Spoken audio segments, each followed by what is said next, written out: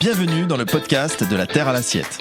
Aujourd'hui, nous recevons Miquel Arregui. Miquel est le fils d'un réfugié de guerre civil d'Espagne en 1936. Et en 1978, il a décidé de retourner définitivement au Pays Basque, travaillant dans la vente de poissons, d'abord pour un marailleur, puis à son compte à partir de 1980. Il s'est ensuite associé et a été le dirigeant de Dima, une entreprise de mariage située à Saint-Jean-de-Luz.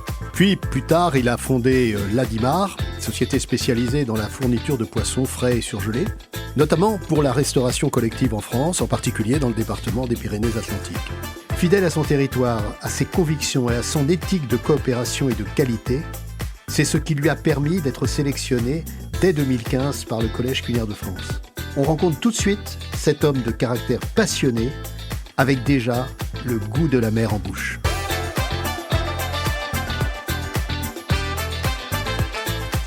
Une émission présentée par Christian Rogoubi. Miquel, pour commencer, dis-nous ce qui a construit cette identité pour toi et les convictions qui t'animent. Alors, la première des convictions, c'est que je suis basque. Donc, tout ce qui peut intéresser mon territoire pour que le nom, l'activité économique, le bien vivre puisse faire en sorte que nous soyons respectés partout est quelque chose qui me touche.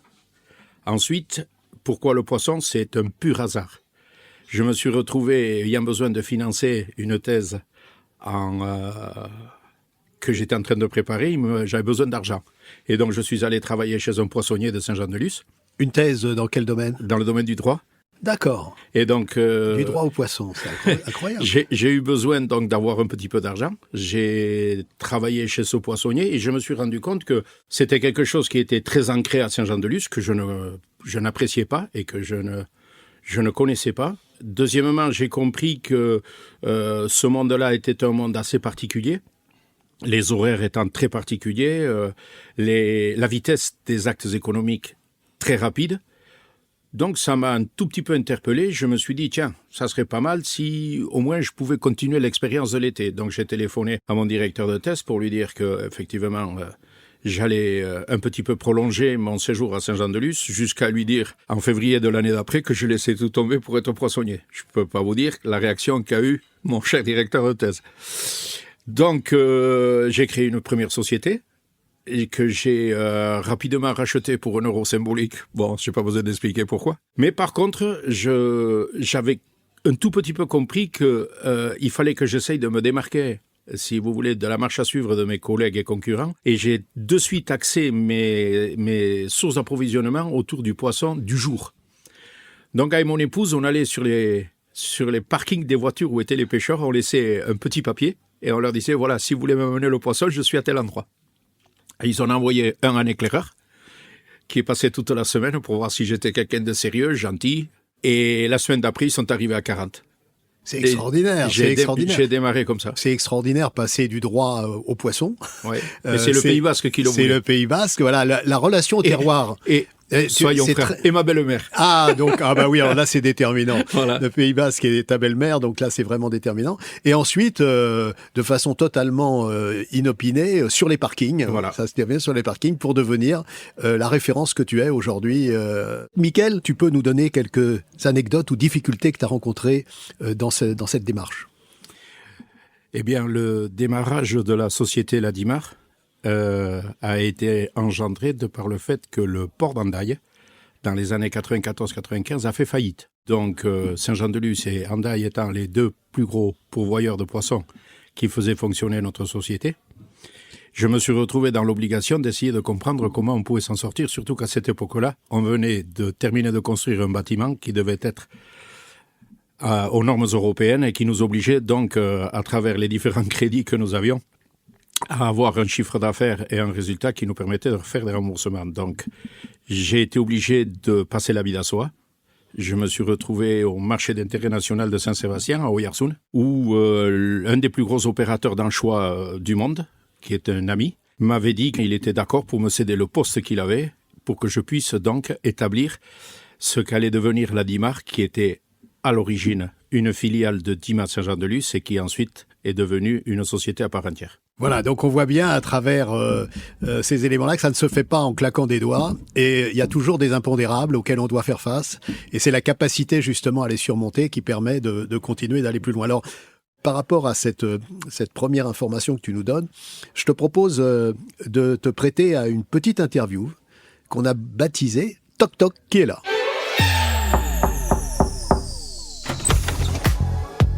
Toc toc, qui est là? Alors tu vas voir, c'est très simple. À la manière d'un portrait chinois, je vais te poser des questions. Tu y réponds en toute spontanéité. Si tu étais un animal. Un thon rouge de ligne. Ah, bien. Une saison. L'été. Un pays. Basque. Un plat. Les timbales de macaroni déglacés au Cinzano que faisait mon grand-père. Et ça, c'est lié au Pays Basque ou c'est... C'est surtout lié à mon grand-père qui a été un grand chef au Pays Basque. On voit où les racines vont prendre leur inspiration. Une boisson. Vin rouge. Puis la dernière, mais je sais ce que tu vas me répondre, un sport. Le foot. Ah, le foot, d'accord. Je te remercie, c'est excellent et c'est à la mesure de ce que tu représentes. En tant qu'entreprise, tout au long du développement de ce que tu as pu faire, vous vous êtes imposé petit à petit comme un acteur clé dans le domaine du mariage. Et en fait, ce qui est très intéressant, c'est que vous avez allié la tradition et l'innovation pour fournir des produits de la mer de haute qualité. Tu te bats en permanence justement sur cette notion de qualité. À la fois, tu en parles pour préserver la faune aquatique, avec souvent des idées reçues qui sont manifestement très contestables, en tout cas contestées par toi. Et en fait, on s'aperçoit que votre développement, qui s'est fait notamment très, très fortement dans la restauration collective, a pris aussi ses sources dans l'expérience de la restauration gastronomique. Tu peux nous en dire quelques mots et nous dire comment tu as conçu ton métier justement pour en faire une démarche de qualité. J'ai débuté donc avec une première idée, c'est celle que j'expliquais tout à l'heure, en essayant d'acheter les poissons qui étaient pêchés du jour, avec toujours une même technique de pêche qui était la pêche à la ligne. Et au fur et à mesure que j'ai pu évoluer, je me suis rendu compte que d'abord, il y avait plusieurs méthodes de pêche. 2, que c'est pas parce que dans la filière, un pêcheur était pêcheur qu'il amenait de la qualité. 3, que les techniques qui étaient pour certaines totalement dévoyées, quand elles étaient bien travaillées, étaient source de qualité. Donc il a fallu qu'on réfléchisse, et ça on l'a fait avec mon fils, sur la marque que notre entreprise pouvait laisser quant à la qualification que nous avons sur le qualificatif de qualité. Qualité reste toujours inscrit dans le marbre. Ensuite, on a développé un principe qui fait que tout poisson, quel que soit son type de pêche, est qualifié dans nos ateliers par les gars de l'atelier. Et chaque fois qu'un poisson mérite un qualificatif qualité, il est pincé. On a un pince avec le nom de la maison et le drapeau basque qui remonte quelque part le niveau que l'on pourrait accorder à la qualité de ce poisson. Et pourquoi ce sont les gars de l'atelier? Parce qu'il aurait été dangereux de laisser les commerciaux avoir la mainmise sur le qualificatif parce qu'ils pourraient acheter en fonction du marché qu'ils avaient. Or là, c'est parce que l'atelier remonte une information en disant que le poisson est digne d'un pince pour qu'eux sachent vers quel marché ils vont évoluer. Donc il est clair que la qualité a toujours été la tête de pont du système. Mais, contrairement à ce qu'on veut bien nous faire croire de temps en temps, ce n'est pas parce qu'il s'agit d'une méthode de pêche bien particulière que la qualité est un effet induit. Il se trouve que dans d'autres méthodes de pêche qui sont plus décriées ou moins pratiquées, on puisse retrouver des qualités qui soient tout à fait comparables et mises en avant par rapport à la méthode de pêche. Cette définition que tu fais de la qualité, très souvent, sous le mot qualité, il y a beaucoup d'abus dans le sens où, par exemple, pour la grande distribution, la qualité, ça peut être des fruits qui ont une belle couleur, qui présentent bien, mais derrière, quand on voit le contenu, ça peut être très, très contestable. Donc cette définition, elle est à la source même de cette façon dont le collège a de définir la qualité, c'est-à-dire c'est avant tout la qualité relationnelle. La relation qu'on peut avoir, tu viens de le dire, selon les méthodes, selon et cette réflexion-là, je crois que c'est une grande avancée sur la notion de la qualité, surtout qu'aujourd'hui, il peut y avoir des contestations à tous les niveaux de la chaîne. Donc partir d'une conviction, celle qui est la vôtre, celle qui est la tienne avec tes équipes, on a vraiment une source pour savoir de quoi on parle exactement. Oui, c'est le cas. Les différentes attaques que l'on peut avoir, enfin peut-être que le mot attaque est trop grave pour le dire, mais les différentes justifications qu'on est obligé de fournir au fur et à mesure de l'évolution des réseaux sociaux et des commentaires qui sont faits, de l'importance qu'ont les ONG sur l'obligation que nous avons de nous justifier par rapport à notre métier, sur tout ça part d'un principe où la notion de qualité est conçue simplement comme comme une obligation, point. On ne va pas chercher derrière qu'est-ce qui se passe. Et le simple fait que la qualité puisse être notée sur différents modes de pêche ouvre la possibilité à plusieurs secteurs économiques de pouvoir adhérer à un poisson qui est peut-être pêché au filet, mais qui est de qualité. Si tous les poissons qui étaient pêchés à la ligne, qui se payent cher, n'étaient que pour la restauration gastronomique, voire étoilée, cela voudrait dire que ça disqualifierait tout un tas de jeunes chefs qui seraient contents de pouvoir y travailler. Maintenant, on va prendre le cas d'un merlu. Il y a un merlu qui est pêché à la ligne qui a son prix, vous avez un merlu qui est pêché au filet droit qui a son prix, et vous avez un merlu qui est pêché avec d'autres techniques qui a son prix. Là-dedans, le simple fait que nous, on qualifie les qualités, fait que la restauration, je ne sais pas trop ce que ça veut dire gastronomique pour gastronomie. Si on va dans un restaurant, c'est pour passer un bon moment. Donc, dans un restaurant où on veut passer un bon moment et qui veut mettre du merlu à la carte, eh bien, on se rend compte que sur les qualités qu'on lui propose, il y a la même satisfaction que quand vous présentez un merlu de ligne de 3 à 4 kilos chez un restaurant qui a 2 étoiles au guide Michelin et qui, lui, peut se le permettre. Donc c'est important que le restaurateur lui-même ait sa conception de la qualité. Oui. Parce qu'autrement, soit il se soumet à ce qu'il appelle ses fournisseurs. On interdit le mot fournisseur au Collège culinaire de France. Mais ce que ses producteurs ou ses marailleurs lui proposent, soit il détermine aussi ses critères de qualité pour accéder à ça. Mais ça passe toujours sur une proposition. La pédagogie, s'il s'agit simplement de taper sur la table et de dire « ça c'est vrai et le reste est faux », ça marche pas. Ça passe toujours par la présentation du produit. Il y a un groupe de restauration collective avec qui on travaille et on fournit les crèches dans du merlu. Le jour où il est venu nous voir, il était venu avec une idée très précise et très préconçue. 3 minutes de conversation, je me suis levé, j'ai dit on s'en va, on n'a rien à faire ici. Et le gars a été suffisamment, étonné de ma réaction pour me dire attendez, vous voulez rester? Il y a peut-être un truc que j'ai pas compris. On a repris la conversation et depuis, c'est devenu un gros client à nous. Il a ouvert le débat. Ouais. C'est-à-dire non pas un échange pour se battre, non, pour s'opposer, pour se stigmatiser, mais un échange pour essayer de comprendre l'autre. Voilà. Et ça fait partie de notre travail de conseil quand le monde du poisson est un monde extrêmement compliqué parce qu'on est dans l'ultra frais. La vérité du lundi, mon fils a acheté ce matin des thons, s'il les garde et qu'il va les vendre en fin de semaine, ils n'auront pas la même, extérieurement, la même image que si jamais il les a tous vendus aujourd'hui, donc il a tout bon. Par contre, le simple fait qu'on puisse éduquer le client en le tranquillisant, de la notion du prix, dans l'ultra frais, le prix, la possibilité économique que lui derrière a de le vendre, à quel client. Bien sûr que ça fait toujours plaisir d'être reçu et d'avoir des clients connus, étoilés, ça fait toujours plaisir parce que quelque part aussi, c'est une certaine reconnaissance. Mais vous savez, la reconnaissance des petits restaurants qui sont au Pays Basque et qui nous disent qu'ils sont vachement contents parce qu'on leur a préparé tout ça, la satisfaction est au moins à la même hauteur. On voit bien que c'est une chaîne, c'est-à-dire du producteur qui initie sa notion de la qualité, au restaurateur qui la comprend, etc. Mais le restaurateur a un travail à faire avec ses clients pour les initier justement aussi à la qualité. Donc chacun doit être co-acteur de cette qualité dans la réalité. Alors, on va passer, Mickaël, si tu veux, à une deuxième petite chronique où je vais te proposer un petit jeu que tous nos invités redoutent.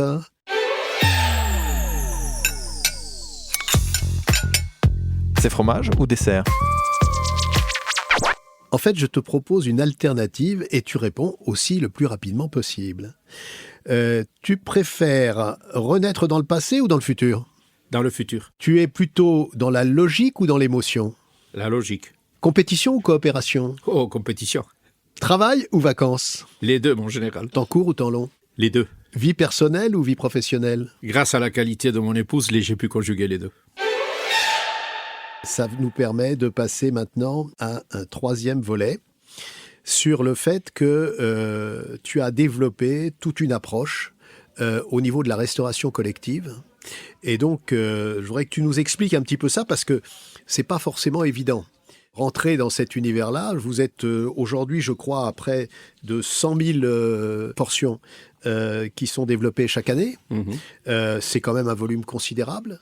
Comment on rentre avec ta notion de la qualité sur ce marché-là, qui est une vraie compétition pour le coup, dans les prix et la manière de trouver un modèle économique? Bon, ça ne va pas t'étonner, tout a démarré un jour, après un coup de colère, dans une réunion où effectivement, la personne qui est en train de nous développer un système pour pouvoir valoriser le poisson de Saint-Jean-de-Luz s'était embringuée à vouloir nous faire admettre des choses qui étaient fausses. Donc je suis sorti de cette réunion en me disant, bon, ils ne vont jamais y arriver, moi je vais essayer. Quand on regarde de près la restauration collective, ce sont les grands acteurs de la congélation et de la surgélation qui détiennent le marché, avec des propositions qui viennent du monde entier et qui sont tout le temps, et en règle générale, des propositions en surgelé. Donc je me suis posé la question de savoir si effectivement je pouvais apporter à travers la restauration collective ma petite réponse au fait que par moment, quand il y a des productions importantes dans certains produits, je puisse avoir la possibilité de les transformer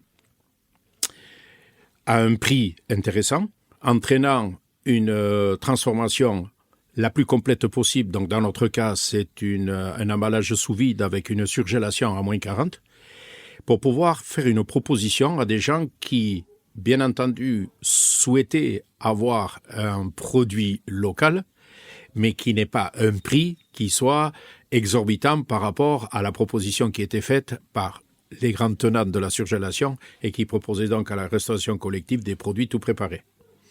On a commencé tout doucement. On est tombé sur des interlocuteurs qui nous ont écoutés. On leur a expliqué, parce qu'on ne facturait pas au kilo, mais on facturait à la portion. Donc ça leur permettait à eux immédiatement de comprendre que ce petit morceau qui était préparé valait tant et pouvait très bien s'intégrer dans le menu au prix qu'il devait respecter. Et tout doucement, cette idée a fait son petit chemin. Et on est passé, on a passé l'an dernier le cap des 100 000 portions, qui fait que dans les écoles et dans certains restaurants d'usine, il y a des gens qui peuvent manger du poisson qui a été acheté, travaillé et vendu au Pays Basque. C'est toute une démarche et tu me permettras de te contredire parce que tu as dit tout à l'heure que tu préférais la compétition à la coopération. Or, tout ce dont tu me parles, c'est de la coopération. C'est-à-dire que si les logiques de compétition se font essentiellement sur des batailles de prix, aujourd'hui, comment je peux négocier, être le moins cher, etc., ou arriver à convaincre l'autre. Mais toi, et c'est là toute la démarche qui est très vertueuse, semble-t-il, c'est de rentrer dans la logique de l'autre, de comprendre quelle est sa logique et d'avoir une démarche innovante et créative parce que tu as proposé des solutions qui ne sont pas en compétition quelque part, dans la manière dont tu les présentes. Mais, bien sûr que l'écoute et la coopération et l'implication que l'on a, et pour tout ce que nous avons, que ce soit un chef étoilé ou que ce soit un restaurant de distribution collective, ça commence par là. Mais après, une fois qu'on a établi le schéma, on se prend par la main et on va à la compète. Bien sûr, bien entendu, il y a toujours des compétitions. Dernier point, dernière petite chronique, je pense que tu vas l'aimer parce que, te connaissant, elle s'appelle « La moutarde me monte au nez ». La moutarde me monte au nez. Alors, là, je te laisse pousser ton coup de gueule du moment sur un thème, sur quelque chose qui t'indigne. Voilà, simplement pour mettre ça sur le devant de la scène.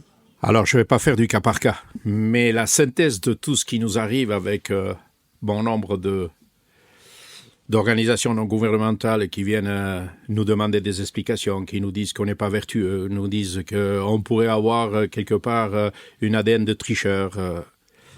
Bon, tout ça fait que depuis pas mal de temps, et mon fils aussi, c'est quelque chose qu'il appréhende, nous sommes dans la constante justification du bien fondé de notre métier.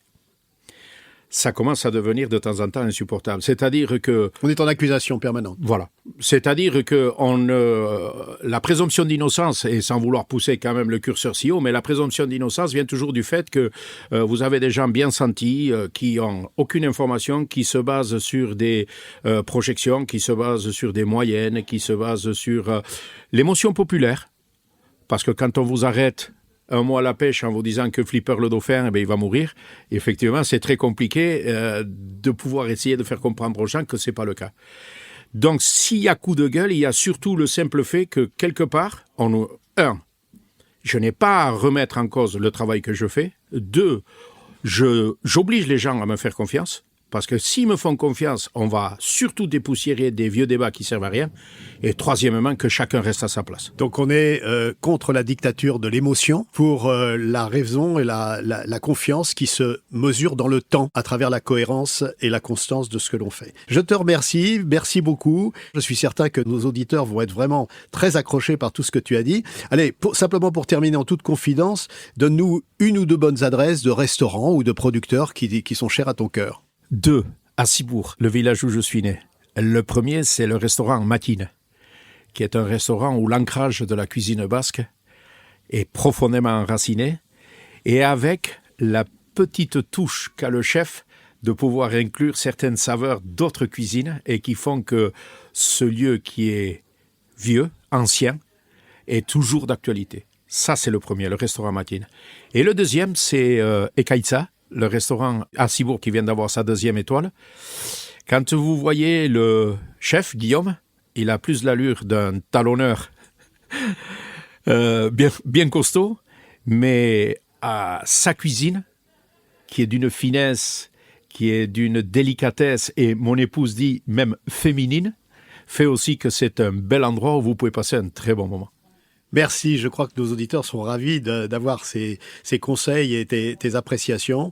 Je te remercie. Et le prochain épisode, d'ici 15 jours, se fera avec une femme aussi très, très intéressante qui s'appelle Sandrine Payès et qui, avec son mari qui est chef, Nicolas, dans le petit village de Richebranche, est devenue la pointe avancée des marchés complices du Collège culinaire de France. Donc, on le verra au prochain épisode. Merci beaucoup, Christian. Vous venez de déguster un épisode de La Terre à l'assiette, le podcast qui vous donne envie de bien manger. Nous espérons que vous avez passé un agréable moment en notre compagnie. Si ce podcast vous a régalé, soutenez-nous en lui donnant un maximum d'étoiles, comme un grand chef, et en vous abonnant. Vous avez envie d'en savoir plus sur les actions du Collège culinaire de France et sur le mouvement Manger Citoyen ? Suivez-nous sur les réseaux sociaux et sur notre site internet. À très vite pour un prochain épisode. Ah oui, et évidemment, l'addition, elle est pour nous.